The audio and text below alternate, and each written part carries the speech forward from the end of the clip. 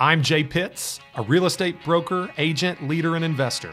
For the last decade, I've navigated the craziest of real estate markets this country has ever seen, selling over 2,000 homes, moving in and out of markets, always ahead of the curve. And now I'm bringing that perspective to you.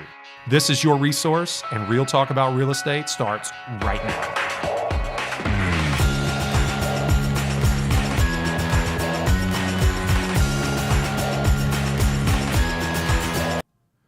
And we're back, folks. Welcome back to another episode of Resource Real Talk About Louisville Real Estate. I am your host, Jay Pitts, broker owner of RE/MAX Premier Properties, leader of JT Pitts and Associates. After a 1-week Derby hiatus, we are here, and I feel like everything has changed. In 2 weeks is all, and it's all different now. So anyway, just a modest intro here before we get into today's topic. Please pay attention to this podcast anywhere you podcast on any of your streaming platforms. However, we appreciate special interest on Apple Podcast or iTunes, as well as Spotify. 5-star reviews are certainly appreciated. Likes, shares, all of the above. If you don't like us, please keep it to yourself. If you do like us, we would appreciate any and all sharing of that information that you would like to do. I digress. I should say no, honest feedback is appreciated. But I don't know. Maybe just only be like just ever so generous when it comes to the reviews. I'll talk to you a little bit more about the socials, but check us out anywhere you social. Search my name, search Resource Podcast. We'd love to have you. Now, all that said, let's get into why everything is different. Just announced this morning, it is, roughly 1 p.m. on Wednesday, the 11th of May. We've had, an 80+ to 1 shot win the Kentucky Derby. Amazing in and of itself. Really had a lot of fun watching that trip. If you haven't seen the aerial view of the backstretch, you should certainly go on the socials and find that. I've only watched it about 800 times. But quite exciting. Also very interesting to see the Derby winner savage the outrider pony right afterwards, just biting that horse on the neck. Like, dear Lord, it was savage. But anyway, I would say that the Derby winner was taking a bit of a lesson from today's financial news, just the savagery of it all. We've had interest rates climb multiple percentage points over the course of 3 months. We've had, 8.3% appreciation announced this morning, which is another record-setting month for inflation, I should say, not appreciation, of inflation. We've got consumer price index being announced tomorrow, and what factors to be a huge number. Producer price index comes out in a week or so, should be another huge number. I think you should expect that one to be the most eye-popping of all, because businesses are settling into new normal in terms of their cost to deliver their goods and services and buying those products from other businesses. The prices are through the roof. But I'm not a doomsday or naysayer necessarily. I'd like to speak the truth. I've remained incredibly positive as it pertains to the outlook on the real estate market. I am still a proponent that there will be no bust, there will be no crash. This is not 2008. And I think there's a lot of data to back up that claim. I'm really excited for, a month or so from now when I revisit my January predictions for the year, because I expect some of them to be substantially off base. However, it's important to understand and recognize that the market is what it is. The realities of any market are what they are. We've had agents that have been in the business for 2 to 3 years that have never had to endure negotiating a price reduction on a listing. We've had agents that don't know that expired listings for the majority of most real estate careers have been a substantial segment of business to go out and get. Expired listings just don't happen in today's market over the last couple of years.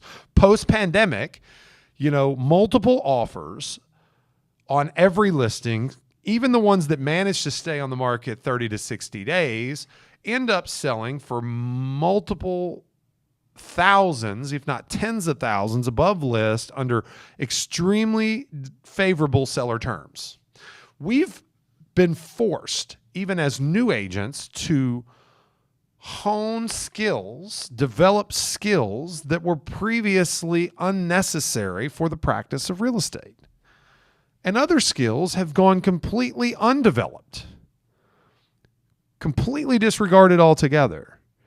So all this lays the backdrop for today's topic, which is the beginning of a trend that I see for Resource in the coming weeks, and that is going back to the basics.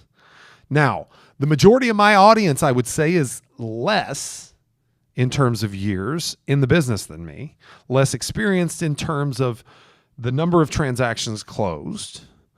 And I would say that that's part of the reason why you listen to this podcast, is you're trying to glean some sort of knowledge or, learn some sort of, edge to be gotten over your competition.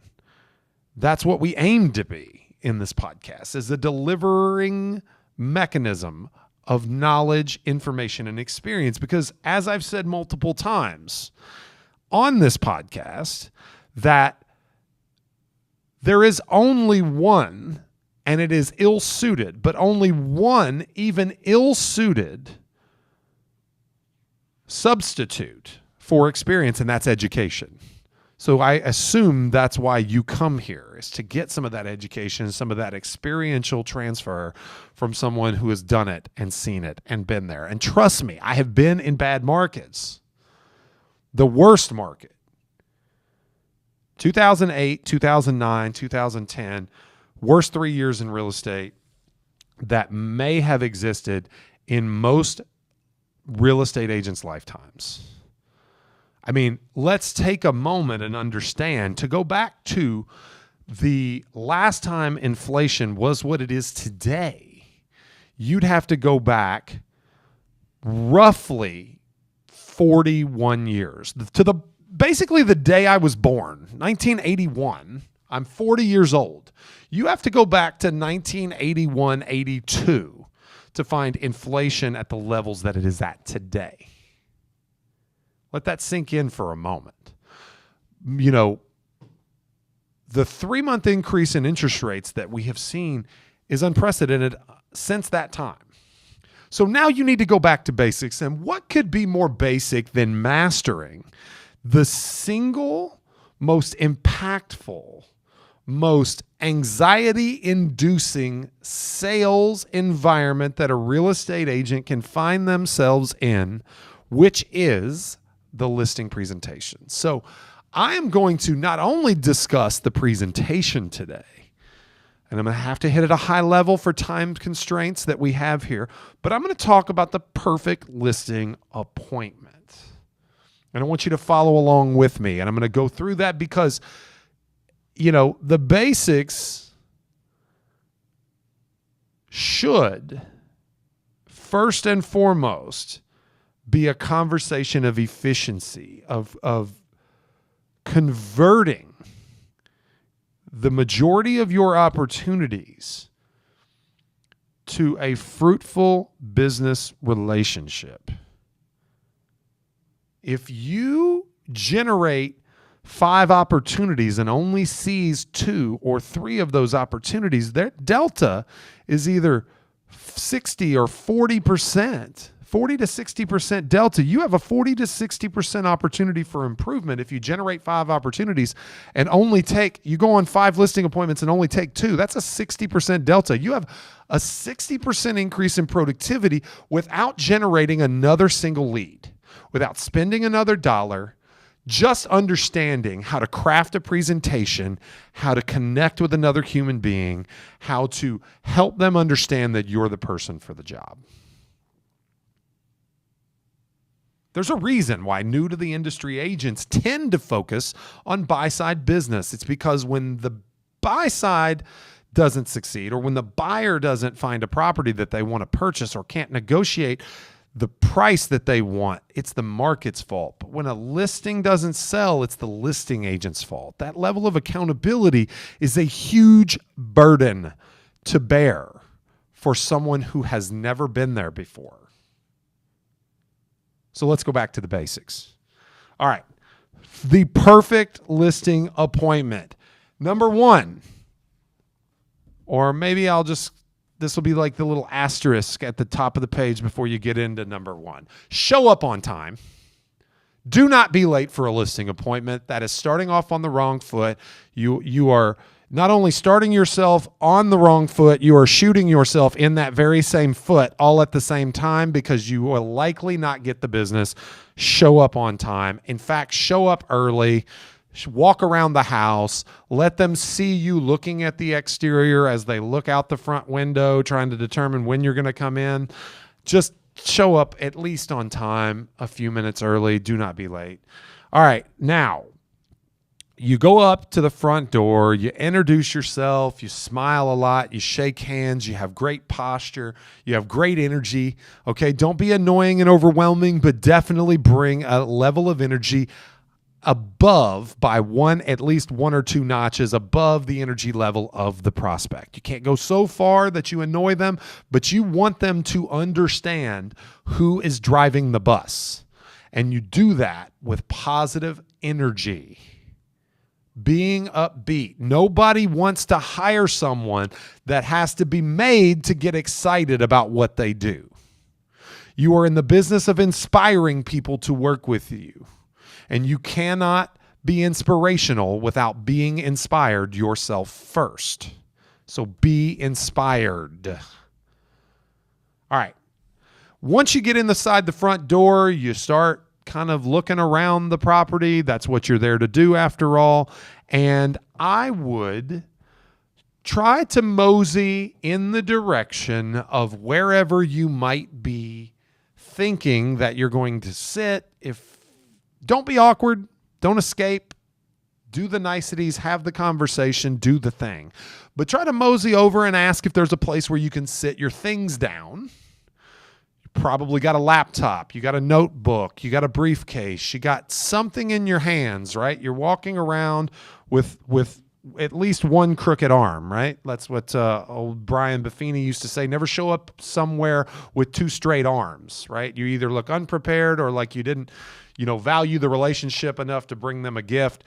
But this is not that type of situation, not a client pop by, but show up with some stuff, right? Gives the appearance of preparedness. Okay. So you want to be prepared, but you also want to give the highest level appearance of preparedness. Show up with some stuff. All right. Ask if there's a place that you can sit down your things, and then ask them to give you a tour of the property. Let them lead. Keep a comfortable distance behind. Experience the property as a buyer would, so that you can give appropriate advice. What this is going to lead to is multiple questions being lobbed at you. Multiple questions being lobbed at you from the perspective of the anxious feelings that a seller has when someone, a stranger, a judgment person, walks through their property. You are the first buyer. This is the first showing. They trust you. They appreciate you, but they're going to ask you to show them what is wrong with the house that needs to be fixed before they experience the showings with complete strangers that are going to judge it on the value of the price tag that they put on it and decide whether they're going to be making an offer. Okay? You need to be that first lens. Now, invariably, you're going to see something that needs to be addressed. I don't want you to pounce on those items. I want you to simply, the way I've coached you before on how to conduct a showing, I want you to simply notice those things in a way that allows the client, the prospective seller, the listing client that you're interviewing with, let them see you notice it in a way that doesn't make them feel judged. Kind of give it a little glance, a little look around, the expert's assessment. That's kind of the tone and the feeling and the posture that you're going to assume. When they see the thing, let's call it a drywall stain on the ceiling, they're going to say, oh yeah, well, we had a roof leak 3 years ago, but that's been fixed. We just hadn't gotten around to touch up paint. It's the textured ceiling and it's hard to make it look good.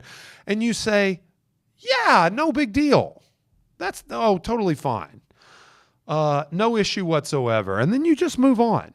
We don't have to address a solution. If they ask right then and there, say, yeah, I think probably, touch-up paint is typically a good return on investment in terms of presentation. This is, an issue that would fall under the category of something that would be noticed by a layperson. And, we want to give the appearance of the property being very well cared for. So addressing that is probably a good idea. And then move on.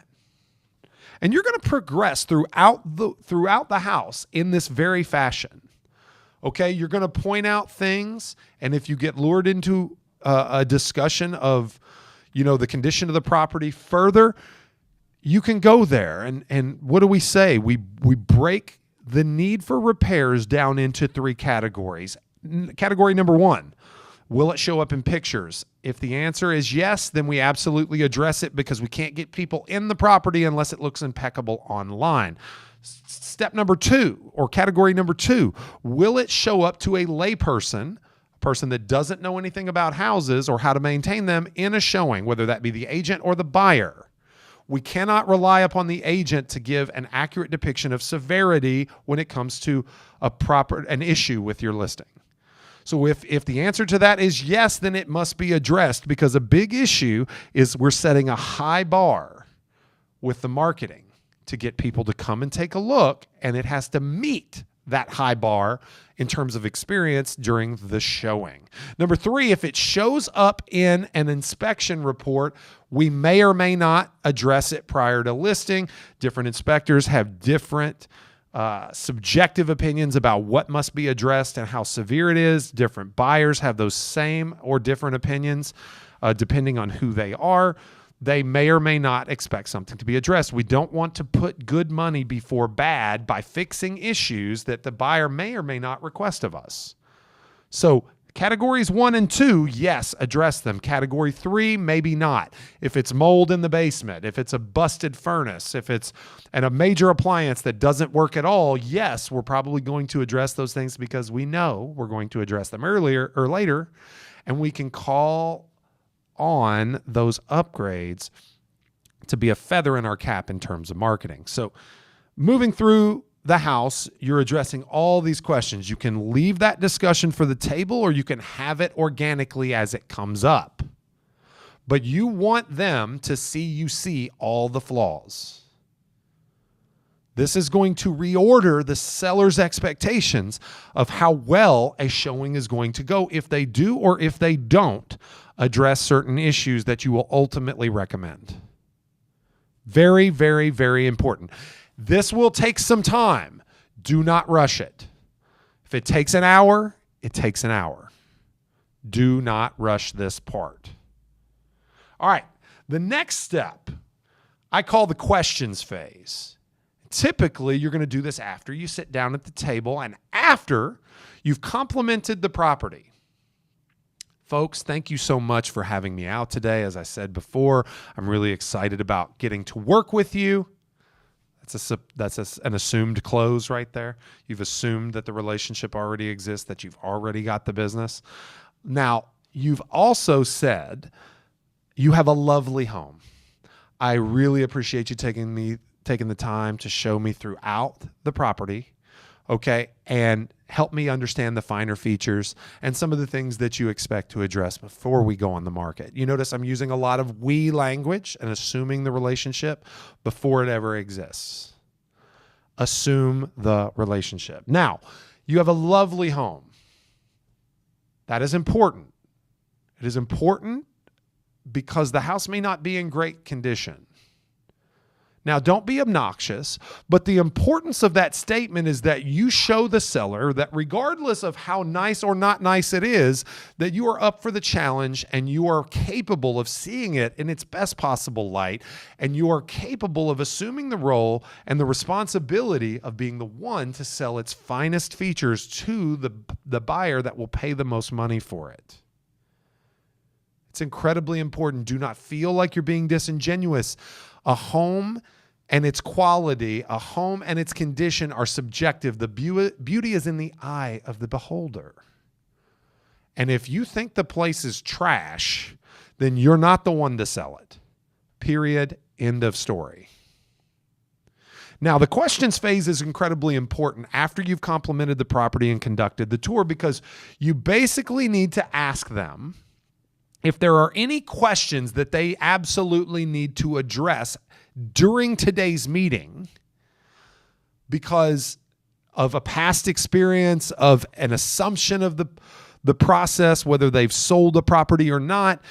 Basically, what are the burning questions? Have they interviewed another agent and they heard something they liked or didn't and want to know your take or where you land on certain issues?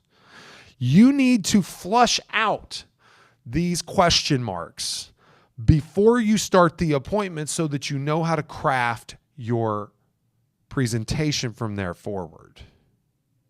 Incredibly important. It could be it could be commission, okay? It could be, price, right? They're going to show you what is important to them during this phase of the presentation. If it's something rather benign, like, hey, is the market good? I mean, we hear the market's changing, right?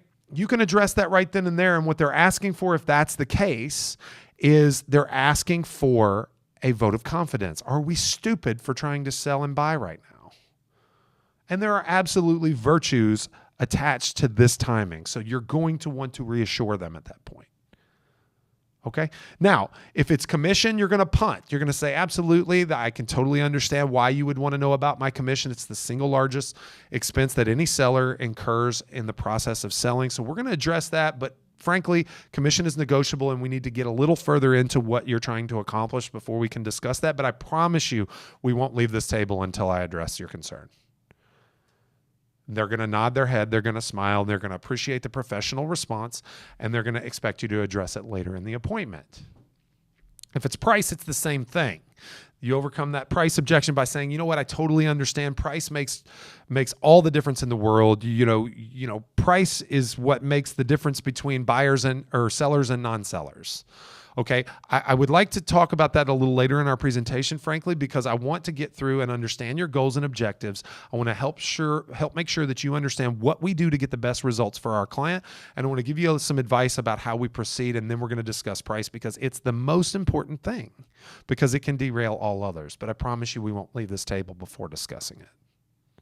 All right, now, once you've flushed out and addressed the issues you can, and set an expectation that you're going to address the others later, then you're going to pivot into your part of the presentation. So you've done the tour, you've set expectations, you've let them ask questions, you've assigned the appropriate amount of priority to their concerns, and now you're going to discuss what you do and why you're here.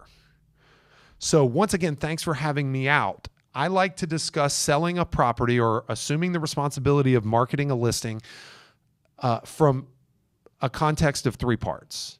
Number one is my job. It's why you have me here. It's why you hire me. It's why our clients hire us to do the job that we've done for them in the past. That's what I call exposure. It is my job to expose the property to not just the most amount of buyers, but the right ones. I got to go broad, but I also have to go narrow. I'm going to go through with you some of the finer tactics and tips and things that we do to generate better than average results. In fact, we were the #1 team in the state of Kentucky last year based on the tactics that we employ to sell our homes for more money and in less time than our competition. And then you're going to go into whatever makes you special. Or do you have the most reviews?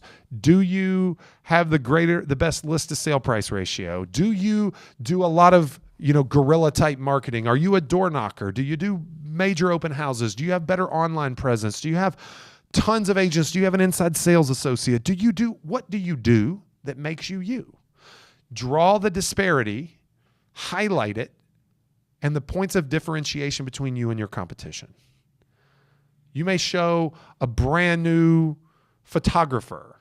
You may show, a special listing video. You may show, the results from a particular direct mail campaign. Lots of things. Do not stop short of showing them that you care about the results that you get for your clients. Go all the way. Now, a caveat I will tell you is that if this is a very closely held sphere of influence relationship, okay, if it's a very closely held relationship, don't beat them over the head. Ask them how much they want to know. Do not assume that they don't need to know anything, and stop short of explaining what you do, because if it doesn't go well and we're heading towards a market where listings are going to start staying on the market long enough, if they think that you've simply traded on the relationship and you haven't done anything, because it's the single largest complaint is lack of proactivity followed by lack of communication.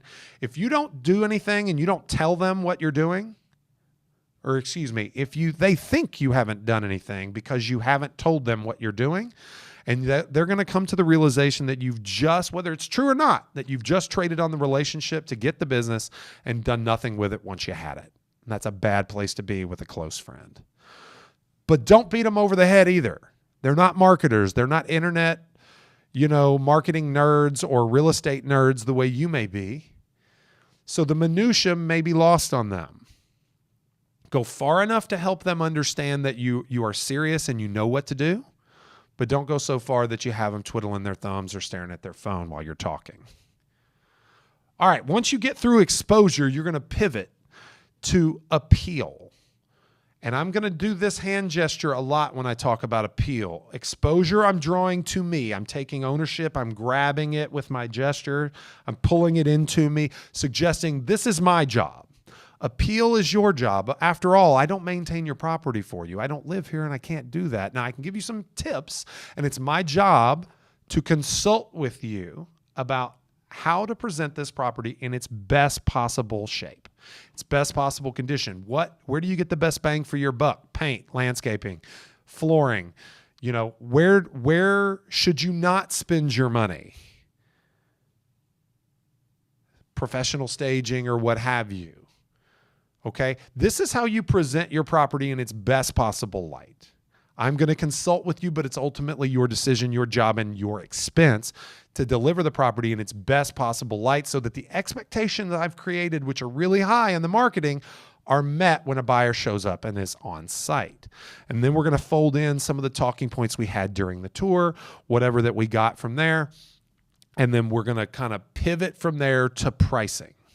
Now, the important part with price is that you accentuate its importance.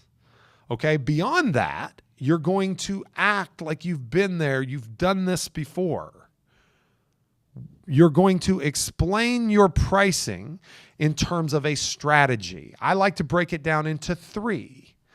You'll notice a trend. Everything is in 3s. I like to have aspirational pricing, and I'm shaking my head no as I hold my hand up really high. This is where we price way too high and expect that we're going to come down in order to generate interest in the property.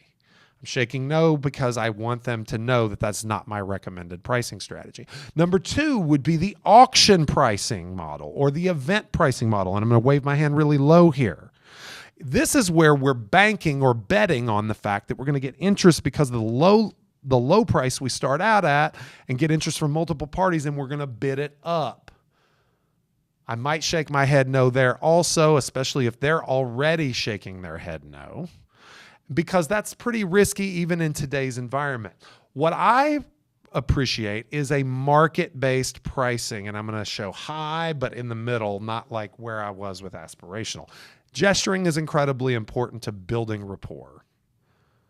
So market-based pricing, lots of eye contact. What I think we should do is we should examine the comps that have sold in the area using the comparable sale approach to valuation, we're going to come up with what we feel like is the exact number that the home will sell for, and we're going to market it at that, generate maximum interest, hopefully still gathering interest from more than one party, and then bidding the price at least slightly above list price and selling in a quick fashion.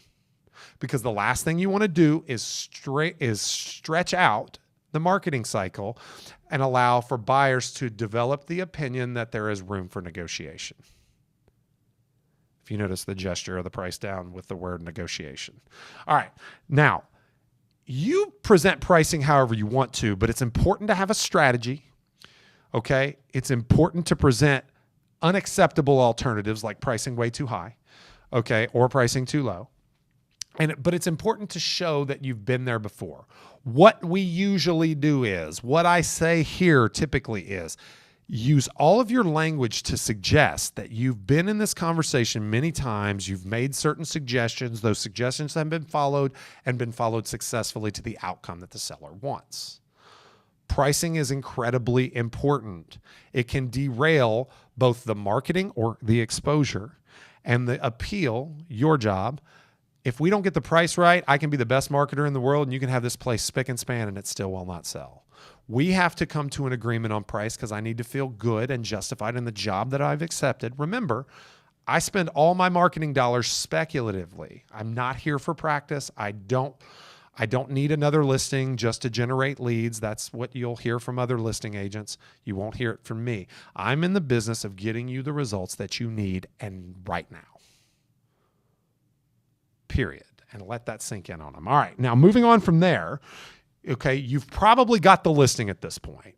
And this is also the moment where you're going to address any objections that they've given you earlier in the appointment, like commission. We're full service, full fee. You know, we charge X percentage. We offer Y percentage to the cooperating broker. We feel like that's fair based on the marketing plan that we presented to you today and the job that you've asked us to accept. Once again, I'm thrusting that binary onto the seller. The job you've asked us to accept. It's another assumptive close. You can never assume the close too much in an appointment. So then you get into logistics, explaining and educating what a showing situation would look like, an offer presentation would look like, what possession they need to expect for, what the moving looks like, what all those things you discuss and educate to make a smoother relationship going forward. All of these things are incredibly important, but if you'll notice from the very beginning, I've assumed that the relationship was already cemented, that the assignment was already offered and accepted, and that they had the utmost confidence in me because I have confidence in myself. Now, it is absolutely necessary, and I would be remiss if I didn't mention it, that you must consider the personality traits and profile of the person you're meeting with. If it's an extremely submissive personality, you need to soften your tone. Mirroring and matching and other rapport building tactics are absolutely necessary. You can't steamroll somebody who's very submissive. People may want to talk and want you to listen. Now, to get this in a 30-minute podcast episode, I am almost breathless right now. And that may lead you feeling like you need to go in there guns blazing, but I am telling you, you need to learn how to be silent. The listing presentation may take 2 hours. That's unfortunate. But I would say that you'll know when you step on site what kind of person you're dealing with, or in the pre-listing call that you probably had to find out the finer features of the property. There's a lot of information that you need, but consider this. Every listing taken that sells typically creates one additional sale. So what's riding on this is probably tens of thousands of dollars worth of commissions. You should be prepared. You should take the time to prepare. The majority of the listings that I've ever lost have been simply due to lack of preparedness, because I thought I had it and I didn't prepare enough and I didn't get it. Haven't been many of those. And I kick myself every time it happens. Prepare yourself. Follow this framework. You'll be successful 75, 80, 90% of the time because you'll create high levels of differentiation between you and your competition. Okay? And the client will come away from it feeling like, wow, I'm surprised that people told me that this was a frustrating process. It's pretty simple, really. All right, in review, do the tour.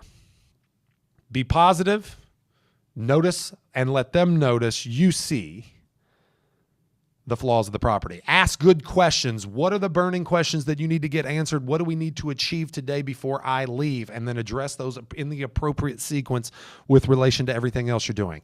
Get into exposure, my job. Appeal, your job. Pricing, our job. Have a strategy when it comes to pricing. Go over the logistics in detail. Take your time. Take your time. And 90% of the time, you will come away victorious because no one else does this. No one else prepares the way you will be required to prepare to deliver this perfect listing appointment. That's all we got for you this week, folks. As a reminder, you can catch us on all the socials, facebook.com/The Resource Podcast. On Instagram, pretty please give me a like, trying to get to 10,000 for the year's up. I think I was at 7218 as of this morning. Could use 2,800 more of you throwing me a like over there. You can catch us on the reels, catch us in the feed, doing a lot of quick hit videos for you. Some interesting stuff we're doing here within the confines of the JTPA team. So at JPitts Realtor on Instagram. Also would love to see you over on TikTok at J_Pitts, YouTube.com/JPitts Realtor, where we stream our episodes live and where all things video lives for the JTPA team and RE/MAX Premier Properties. You can find me on Twitter at JTPA Louisville, at JTPA Louisville. You can also find this podcast streaming anywhere you podcast. Specifically, we'd love to have your attention over on Apple Podcasts or iTunes, whichever you want to call it. Hit the plus button, subscribe, like, share, review, all those things, and Spotify as well. We would love to build our following on those platforms. But once again, that's all I got, folks. Hope you take my advice in this ever-changing market that we have here in 2022 and go back to the basics. Listen and re-listen to this listing presentation format. You will carry on, in your appointments with greater levels of confidence and higher levels of success. I implore you, please listen to this episode. You ought to bookmark it. This should be your go-to before you go to a big listing presentation. But once again, I am Jay Pitts, broker owner of RE/MAX Premier Properties, leader of JT Pitts and Associates for Resource Real Talk about